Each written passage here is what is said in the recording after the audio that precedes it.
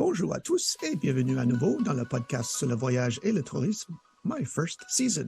J'ai rencontré mon invité aujourd'hui par le groupe Facebook Club Med, le groupe des JO. Elle a travaillé pour le Club Med de 1981 à 1988. Sa première saison a eu lieu en 1981 à Cefalù, en Sicile.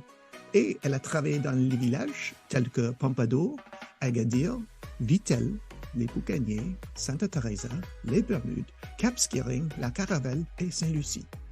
Elle a occupé de nombreux postes au Club Med comme le tir à l'arc, le yoga, le snorkeling, le fitness, responsable restaurant typique et les relations publiques. De Paris, France, veuillez m'aider à donner une chaleureuse bienvenue à Nadine Renaud. Comment ça va, Nadine, aujourd'hui? Salut Greg, merci de m'accueillir dans ton podcast. Vraiment, ça me fait très plaisir. Très plaisir de partager cela avec toi et avec vous toutes et tous.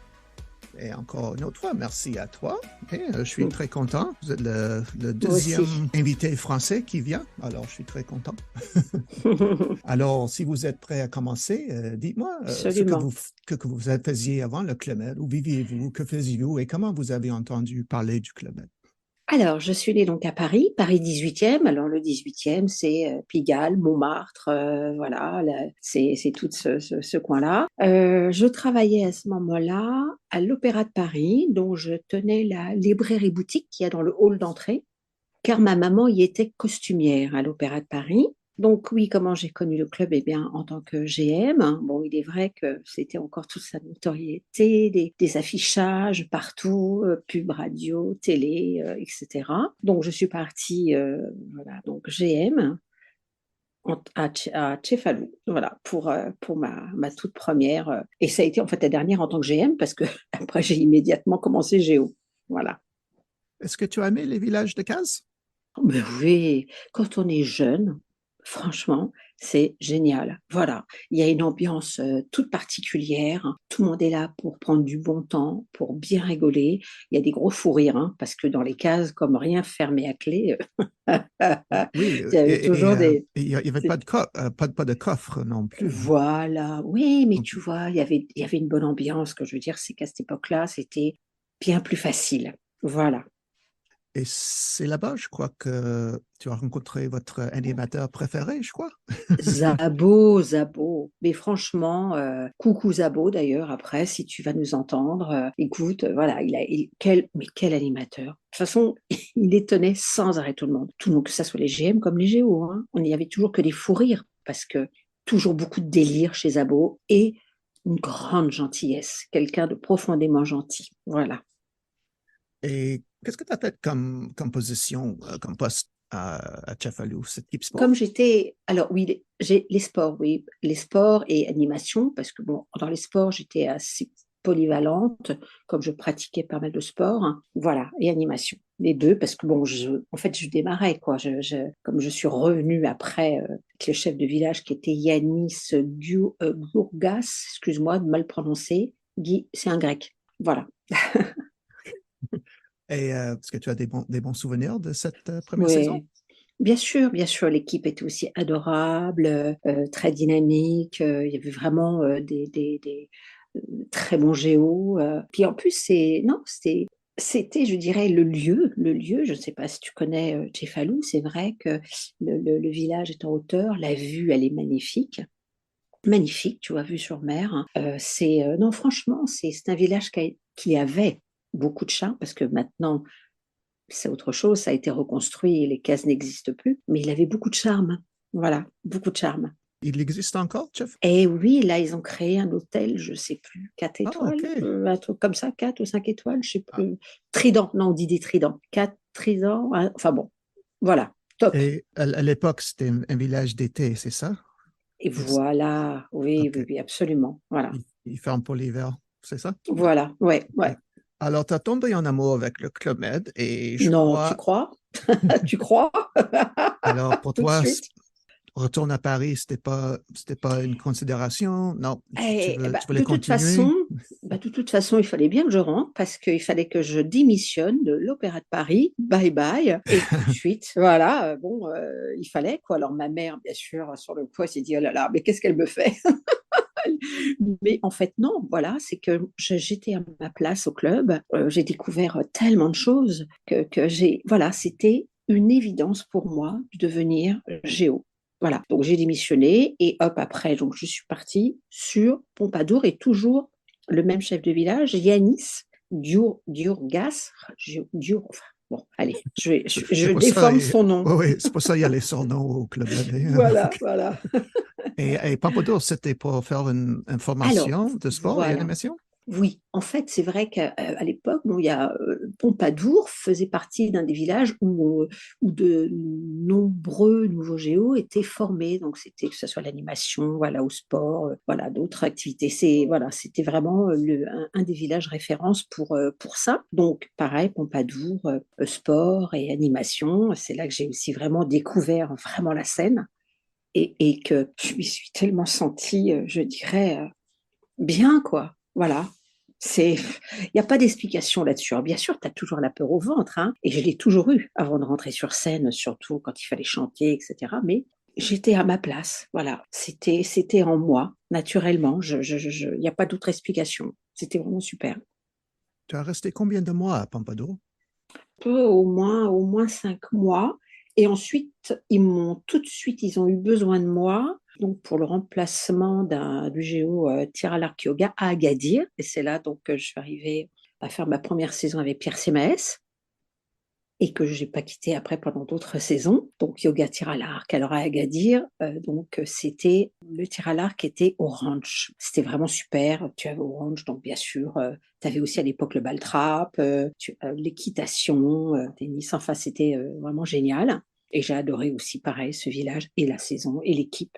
En plus, on avait organisé ça a été un très grand marathon donc à Agadir, hein. Il y a eu d'ailleurs une vidéo partagée quelques mois sur le groupe Club Med où on voit Pierre, bien sûr, avec le chef des sports, voilà. Et ils ont donc organisé avec, bien sûr, les autorités marocaines un marathon. C'était super.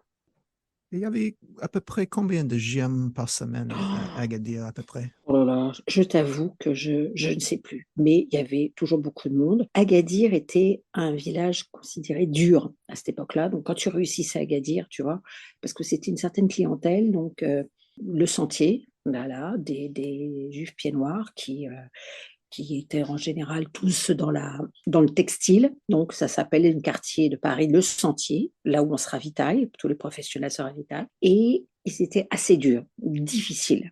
Voilà. C'est un village à faire. C'est un village à faire pour justement un challenge, un bon challenge. Voilà. Mais je me souviens plus du nombre au niveau GM, je ne sais plus. Je t'avoue que là, ça date un peu.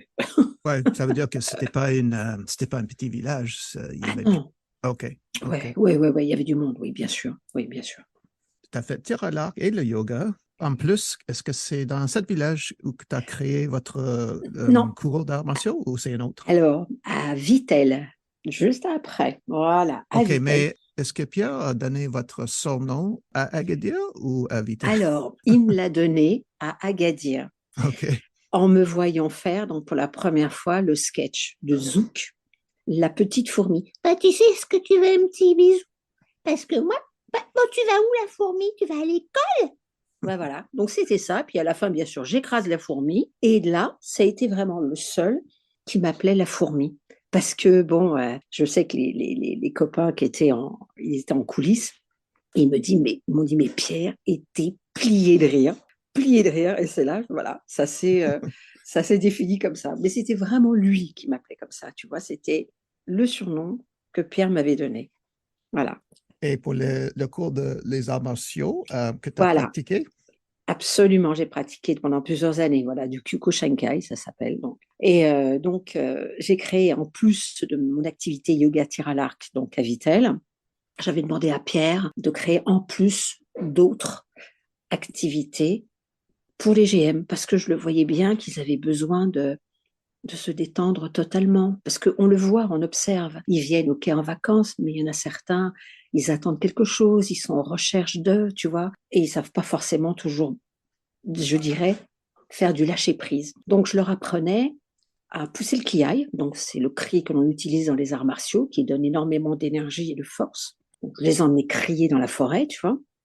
Et d'ailleurs, la blagounette que Pierre m'avait fait, bien sûr, parce que quand nous étions à peu près une cinquantaine à chaque fois, hein, on allait courir et on rencontrait d'autres personnes, des gens, pas GM, hein, mais des gens qui allaient courir, marcher, promener le toutou. Oh, et ben tu sais quoi, tous ces gens, ils ont été en fait alerter la gendarmerie.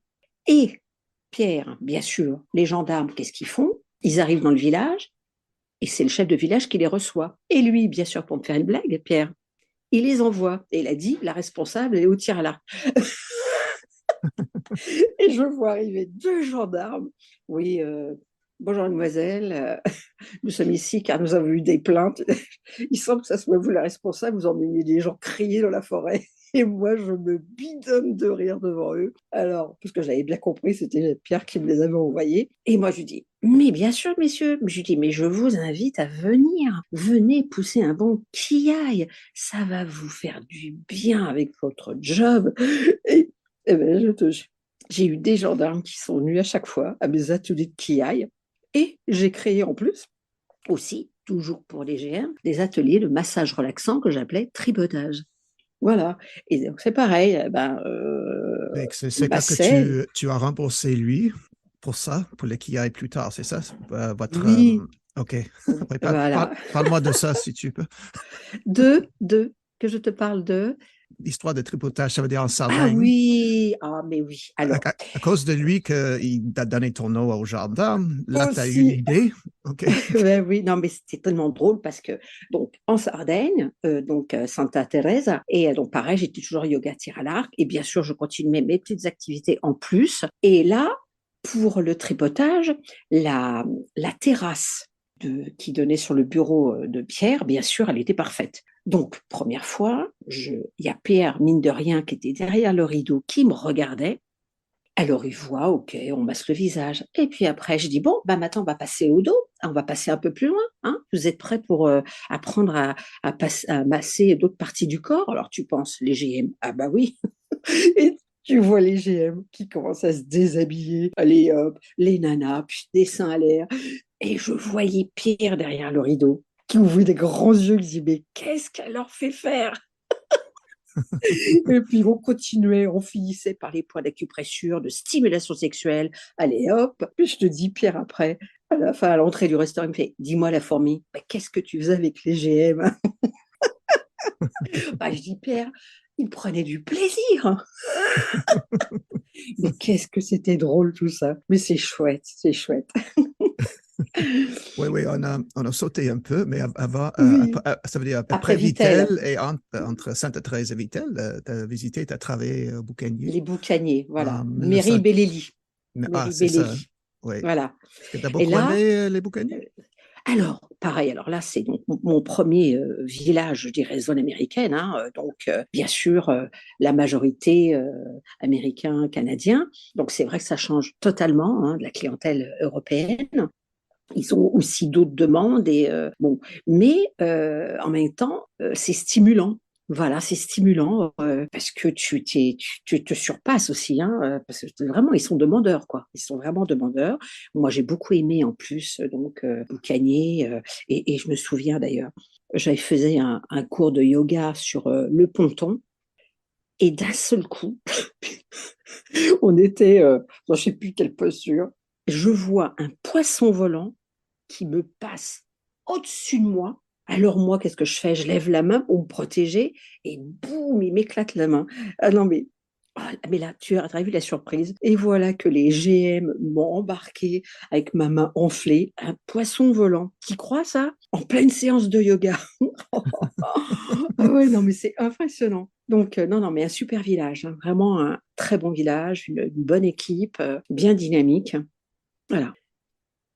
Je crois que tu as une histoire avec deux danseuses de l'Opéra national de Paris, non? Mais c'est dans quel Ah village oui. que. Ouais, dis-moi Eh cette oui. histoire. Alors, la chance que j'avais eue, donc bien sûr, d'y avoir travaillé et que maman y soit costumière, je savais que Pierre était fan de danse et donc bien sûr danse classique. Et tout de suite, donc bien sûr, j'ai proposé si on pouvait en inviter et en échange, tu sais, quand ils sont invités, eh bien ils font des prestations, un spectacle. Alors à Vitel, Ils ont été plus nombreux parce que c'était plus facile.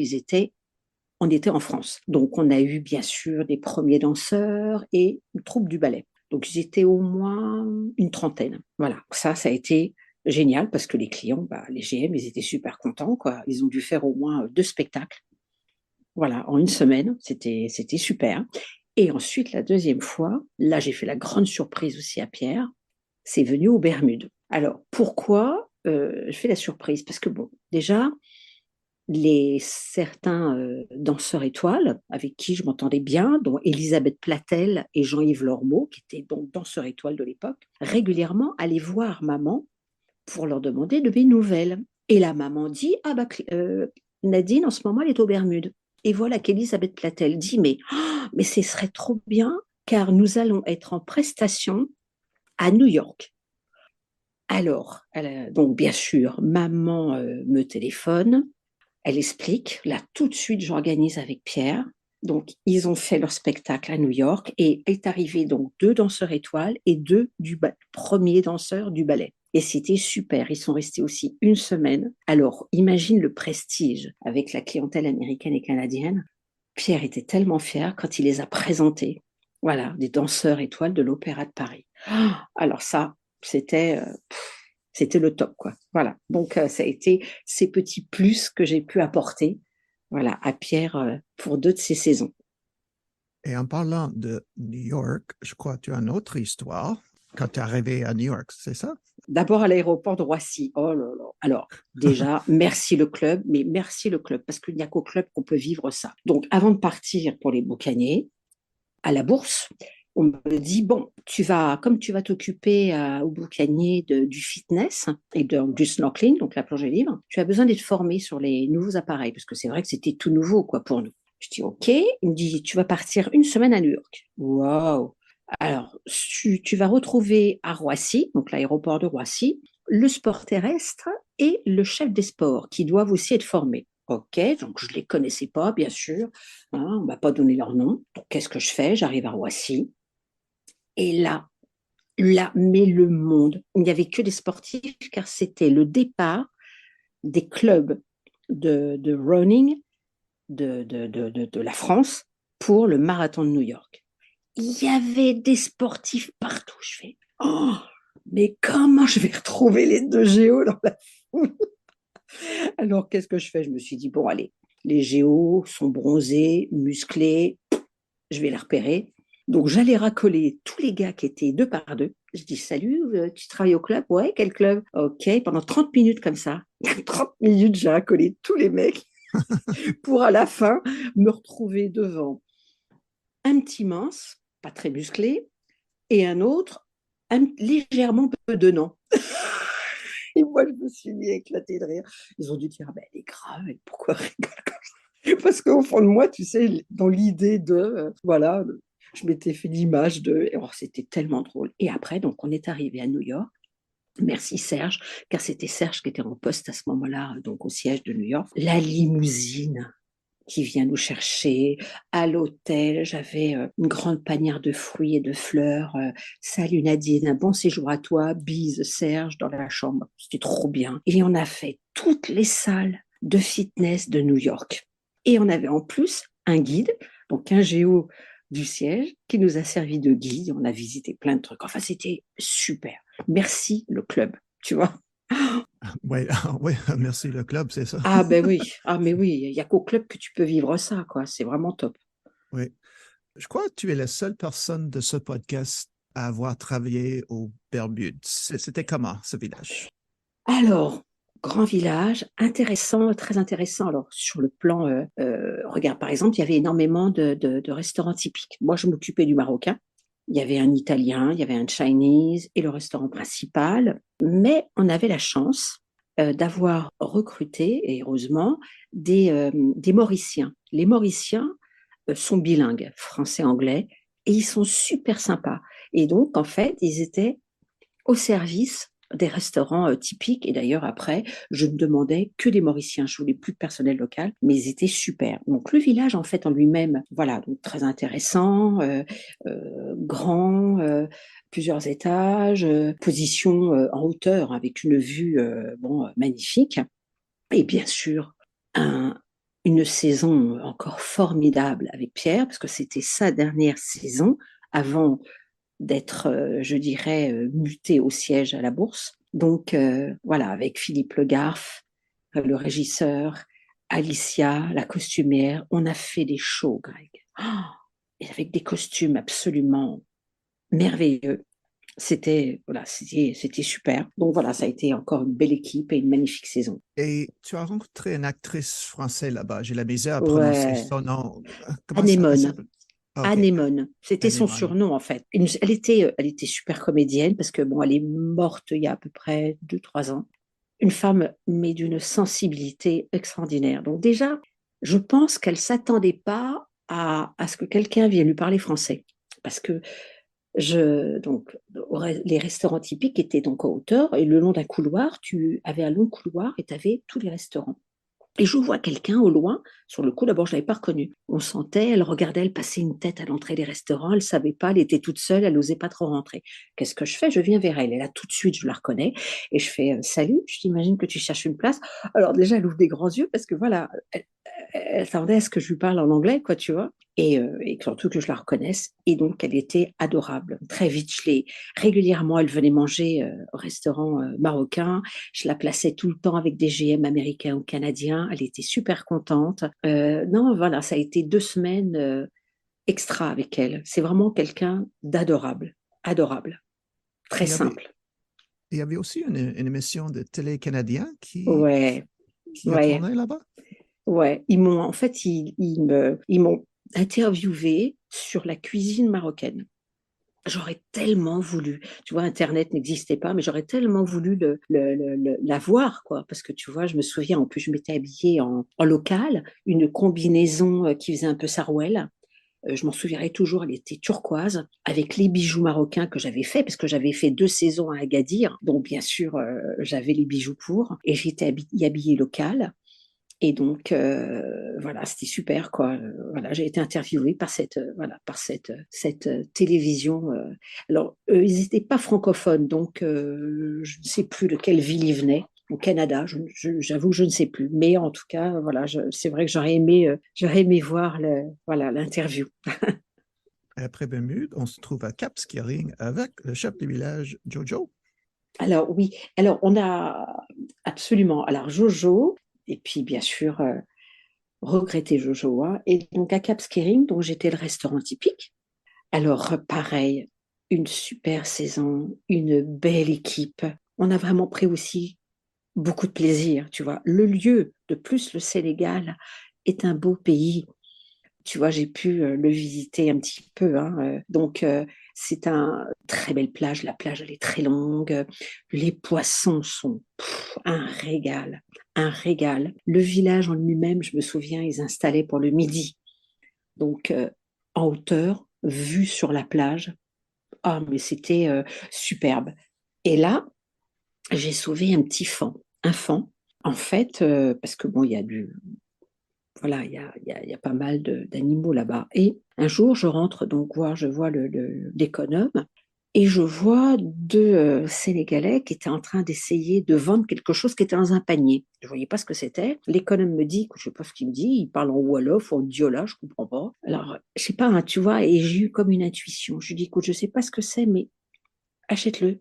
Achète-le, j'ai une intuition. On l'achète, on ouvre le panier et c'était une petite puce, un faon. Ils avaient attaché ses 4 pattes. Il était, mais, oh, ma petite bouille. La première chose que j'ai fait, je l'ai pris dans mes bras, je l'ai détaché, tu vois, parce que bon, bah, ils avaient dû tuer sa mère, tu vois. Donc, je l'ai tout de suite récupéré. Heureusement, la femme de l'économe venait d'avoir un bébé, donc elle m'a passé un biberon et donc régulièrement du lait aussi. Je le nourrissais comme ça. Et un jour, donc j'étais en train de donner le biberon au petit et un GM qui avait l'habitude de venir régulièrement au Sénégal, qui vient vers moi et me fait, bon, Nadine, tu sais que tu peux pas le garder. Ah, bien sûr que je savais, mais là, tu sais ça. Je dis oui, je sais, mais bon, c'est parce que tu t'y attaches, tu sais. Et puis moi, j'adore les animaux. Et il me dit, écoute, je connais, il y a une réserve. Si tu veux, on leur téléphone et on le dépose là-bas. Alors, une boule au ventre, tu sais. Bon, OK, l'économe nous passe sa voiture, le GM prend le volant et moi, j'avais mon bébé à quatre pattes dans les bras. On arrive là-bas, donc on est reçu par le responsable. Alors il me dit bah, merci d'avoir sauvé ce petit fan et il tend les bras pour prendre l'animal. Ah, le petit a senti tout de suite que l'homme voulait le prendre. Il s'accrochait à moi, tu sais, avec sa petite gueule, il me tenait les vêtements, il voulait pas me quitter. Oh, alors là, je commence à pleurer. Oh, c'était une horreur. Je pleurais. Le GM qui me tenait, il me dit Nadine, donne-lui. Et je voulais pas lui donner. Alors imagine le truc. Donc il prend le petit et moi j'étais en pleurs. Et le GM qui me ramène dans la voiture. J'étais, mais on m'avait enlevé mon bébé à quatre pattes. Alors oui, je le savais qu'il devait retourner avec les siens. Je le savais. Parce qu'après, ben, je serais partie du village après. Mais alors après, bon, ce qui m'a, je dirais, fait du bien, c'est de me dire que j'en avais sauvé un. Oui. Voilà. J'en avais sauvé un et ça m'a donc réconfortée. Voilà. Mais c'était ma petite histoire émouvante. Voilà. De Ah cette ouais, saison. c'est Mm. une bonne mémoire aussi, hein. Oui, oui. Après Cap Skirring, on se trouve à la À la Caravelle en Caravelle. 1988. Tu as changé poste, je vois, relations publiques. Et oui, absolument. Donc, toujours avec Jojo. Et en fait, bon, il faut savoir que j'ai été la première relation publique femme.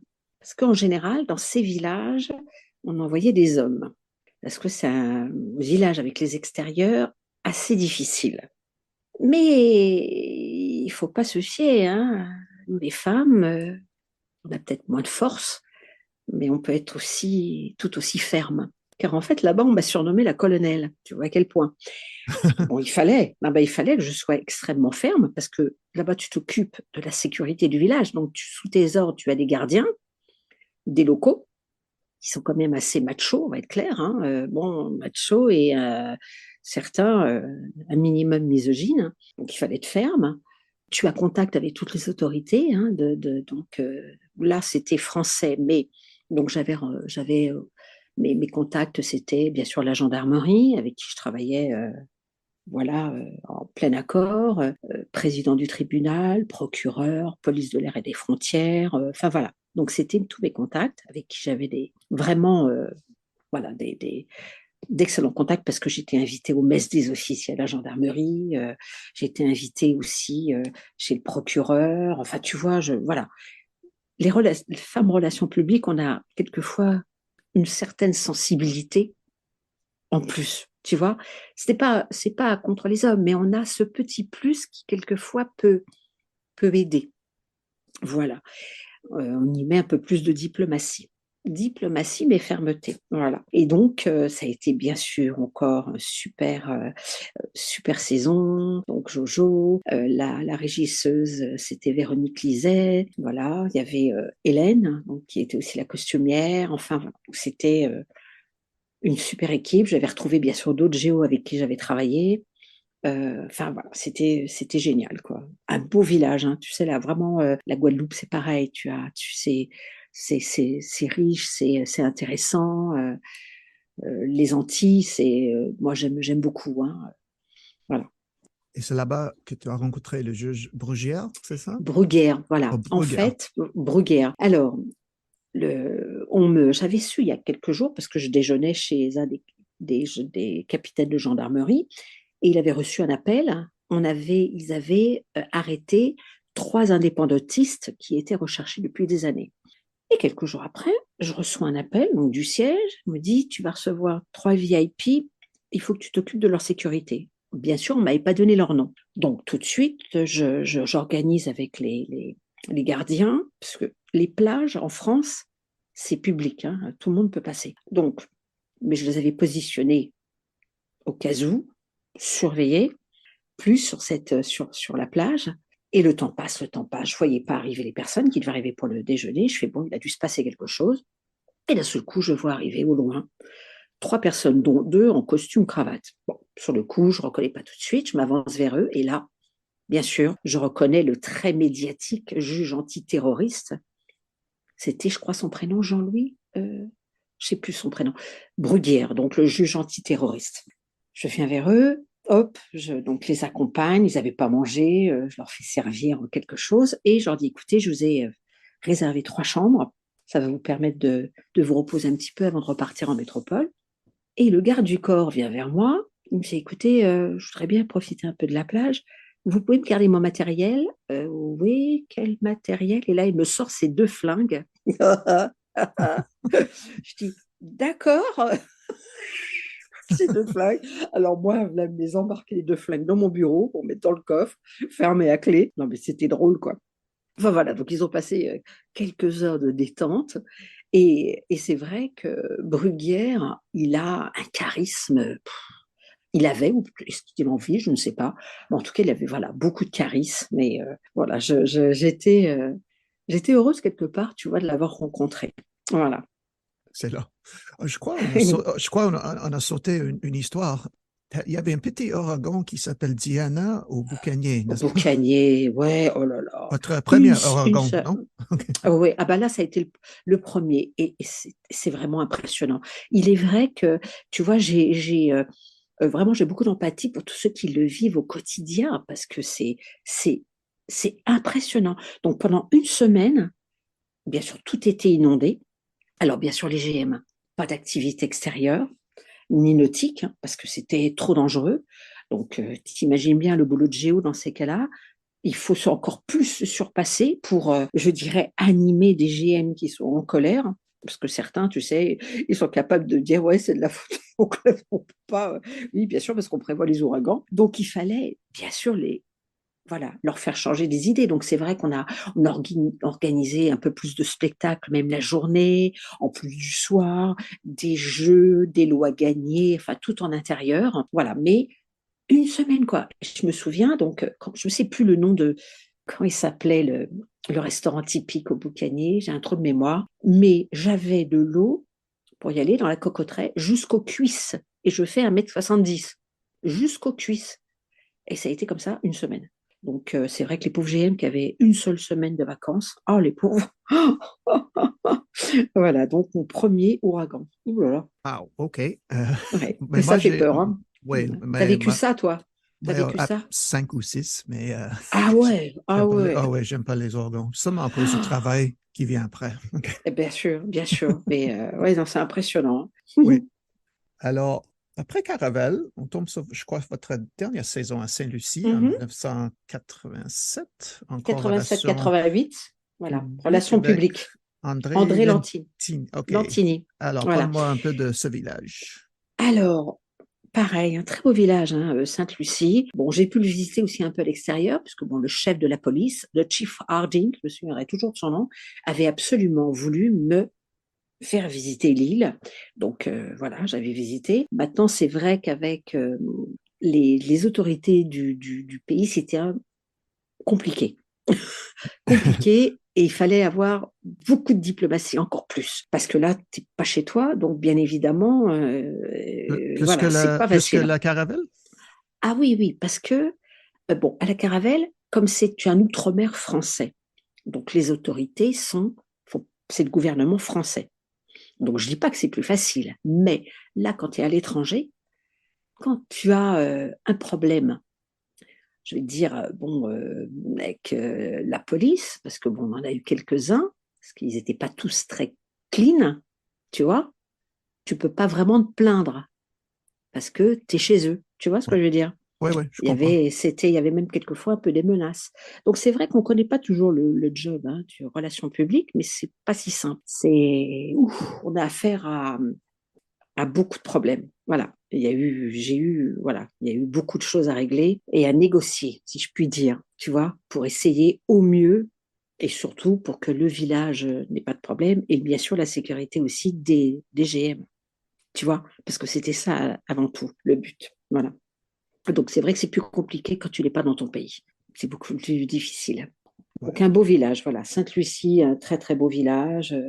Et non, voilà, j'étais heureuse. Alors beaucoup de vent. Hein. Bon, c'est vrai que justement, tous ceux qui étaient fans je dirais, de planche à voile, etc., ils étaient contents d'aller là-bas, quoi. C'est vraiment renommé aussi pour le vent. Voilà, beaucoup de vent. Et dis-moi, quelles sont les 3 choses qui vous manquent le plus du Club Med? Alors, les voyages dans ces pays où tu découvres et tu apprends les us et coutumes, avec bien sûr du personnel local qui ont aussi beaucoup de choses à t'apprendre, à t'apporter. La scène, la scène, j'aimais tellement la scène. Et tout ce contact humain, voilà, avec les GM et toutes ces équipes géo, car j'aimerais justement profiter de ton podcast pour remercier tous ces géos que j'ai rencontrés, avec qui j'ai fait des saisons, certains plusieurs saisons. Je remercie Pierre, bien sûr, qui est au paradis des géos, Pierre Simaël, je remercie Jojo, Jean-Pierre Grand, qui est toujours parmi nous, et donc plusieurs saisons aussi avec lui. Oui, mon premier Et chef de village, voilà, ma voilà. première Et saison. voilà. Et puis tous ces autres géos que je vous embrasse tous quand vous écouterez ce podcast. Il y en a plusieurs avec qui je suis toujours en contact, d'autres que j'ai pu revoir encore aux 70 ans, parce que voilà, ce sont des personnes chères à mon cœur. Et vraiment, je remercie voilà, le club pour tout ce qu'il m'a apporté, car c'est une belle école de la vie, hein, comme on le dit souvent, et c'est vrai, mais c'est riche en aventures, riche en expériences, et ça m'a permis en fait de me découvrir, d'être qui je suis vraiment, et je ne peux que remercier voilà le club, vraiment, je ne peux que le remercier. Ça a été mes plus belles années, Greg, mes plus belles années, et c'est Moi vrai que aussi. si une machine à remonter le temps était possible, je repartirais. Ouais, Oui, avec toi. je J'y vais avec toi. repartirais. OK. Ah, mais voilà, on s'éclaterait sur scène. Et c'était aussi, tu sais quoi, le bonheur d'apporter ce que j'aimais. C'est terrible, enfin, ce que je vais dire. Peut-être pour d'autres, ça semble niais, idiot, mais j'ai toujours aimé donner aux autres. Donc, lorsque j'apportais du bonheur à des GM, et j'en ai apporté, j'ai plein de souvenirs parce que les GM me le retournaient, hein. Je recevais tout le temps des courriers, des colis des GM. Des, certains revenaient me voir, me suivaient dans des villages. Donc, quand tu apportes du bonheur, mais quelle reconnaissance! Mais quelle reconnaissance! Et pour moi, ça a été, voilà, le paiement. On n'était pas cher payé, mais c'était ça ma récompense. Voilà, c'était ma récompense et j'aimais énormément faire ce job. Voilà. Il y avait une saison qui était très spéciale pour toi, comme une saison magique, ou est-ce que ça, c'est impossible d'aimer tous les Alors, villages? j'avoue que ça a été, alors, déjà dans les équipes et chefs de village, donc bien sûr, ça a été tout d'abord Pierre Simaès, hein, ça a toujours été des saisons, tu vois, quand je parle de lui, j'ai mon pincement au cœur, parce que donc il est parti. Ça a été toujours des saisons magnifiques. Voilà, avec Jojo après aussi, c'était super. Dans les villages, tous avaient leur charme, franchement. Même quand on était simplement en France, hein, regarde Vitel. Vitel, un super village. Tu as plusieurs hôtels et des sous-sols. Ah bah oui, au pire, je t'ai pas raconté. On a fait, quand on était en poste à Vitel avec Pierre, on a organisé le séminaire de chef de village. Oh, c'était extraordinaire ce qu'on leur a fait. Et dans les sous-sols, on leur a fait un train fantôme. Mais alors, du tonnerre, c'était tellement réaliste. Entre les décors, les maquillages, ça faisait peur, hein. D'ailleurs, après, j'avais peur de retourner dans le fond après, tu sais, tellement c'était réaliste. Mais c'était somptueux. Donc oui, chaque village avait son charme. À l'époque, Vitel, c'était par exemple pour les passeports santé. Donc les GM venaient pour le passeport santé. Il y avait des kinés, des médecins, le restaurant diététique. Tu vois, tout ça, ça a du charme. Chaque village, en fait, avait son charme par son environnement, par ses prestations, par ses équipes. Donc en fait, je les ai vraiment tous beaucoup aimés, les villages. Tous beaucoup. Et en parlant de ce train fantôme à Vitel, est-ce que c'est vrai que Gilbert, Serge et Gérard Blitz étaient là? Ah bah oui, oui, oui, oui, oui. Puis, ah ouais, ouais, mais c'était génial. Ah mais c'était super. J'ai récupéré grâce à c'était le responsable Mini Club d'ailleurs, merci Thierry. Il avait eu une petite vidéo, donc il a dû transcrire, tu sais, après sur CD, et il m'a envoyé, il y avait donc un petit film, un tout court film où on fait qui est le final d'un des super shows qu'on leur avait fait.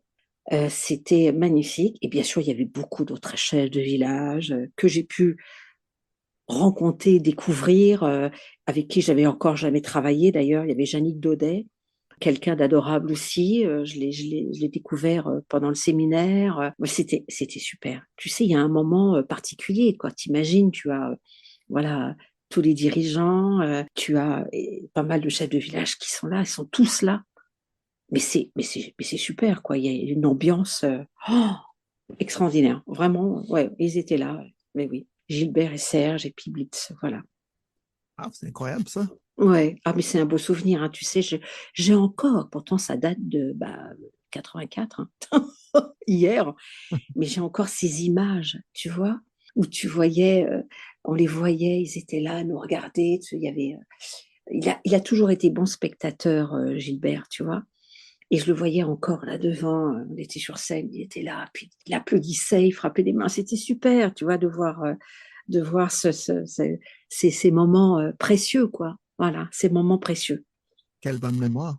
Hein? Oui, ça revient tout doucement, tu sais. En fait, grâce à ton podcast, j'ai des petites choses qui petit à petit, ils étaient dans un petit coin Oui. de mon cerveau. J'ai dit, mais oui, c'est vrai, et ça, oh là là, tu vois, mais c'est génial de se souvenir, parce que c'est vrai que ça passe. Après, bon, le présent prend le dessus, mais il faut se souvenir. Et je te remercie donc de me permettre de me remémorer, voilà, ces moments précieux. C'est pour ça que les groupes, les groupes d'anciens géos, c'est important parce que déjà, on peut se retrouver et on peut partager. C'est pour ça que je dis, mais partagez vos photos, partagez-les. Ça permet de retrouver des copines et des copains de saison. Moi, j'en ai retrouvé plein grâce à des partages. Et d'un seul coup, il y en a certains qui disent, mais c'est moi sur la photo. Je dis, c'est pas vrai. Et c'était 30 ans, 35 ans après. Tu vois, je dis, ah, mais c'est pas vrai. Qu'est-ce que tu faisais déjà? Je te jure, mais c'est génial. On se retrouve après toutes ces années grâce au partage et grâce à tous ces groupes d'anciens géos. Mais je trouve ça, mais je trouve ça super parce qu'on a vécu quelque chose d'unique. La vie au Club Med, c'était unique. Un job formidable. Tu es une modératrice sur le groupe Le groupe, Facebook Club Med, le groupe des oui. Jeux, n'est-ce pas? Oui, voilà, j'aide Caroline, donc qui m'a demandé de l'aide il y a quelques années, parce que pour tenir un groupe, c'est vrai que ça fait beaucoup de travail. Il faut aussi surveiller aussi les commentaires, parce qu'on essaye aussi toujours de garder, voilà, des commentaires corrects. On est là pour partager, pour se souvenir, pour, je dirais, de la bienveillance. Donc, il faut surveiller et les aider après dans les adhésions, voilà. Enfin, voilà. Donc, j'aide Caroline depuis quelques années. Voilà. Alors, Nadine, avant de partir, est-ce que j'ai oublié de te demander quelque chose? Ou y a-t-il quelque chose que tu voudrais dire avant de partir? Écoute, voilà, j'ai remercié, donc grâce à toi, hein, j'ai pu remercier donc tous les géos avec qui j'ai travaillé. Et c'était ça le plus important pour moi. Et encore une fois, de remercier le Club Med, pour ce qu'il m'a apporté, parce que ce que je suis devenue avec mon ouverture d'esprit, c'est grâce au club. Voilà, c'est grâce au club. Bien, un gros merci d'avoir partagé Mais merci à votre toi. histoire avec nous. Hein? Un gros Merci à merci. toi, Greg. Merci beaucoup. Alors, À bientôt. à bientôt. Alors, tout le monde, c'était Nadine Renaud de Paris et nous vous verrons la semaine prochaine. On dit des bye-bye maintenant, Nadine. Bye bye. Au Bye. revoir.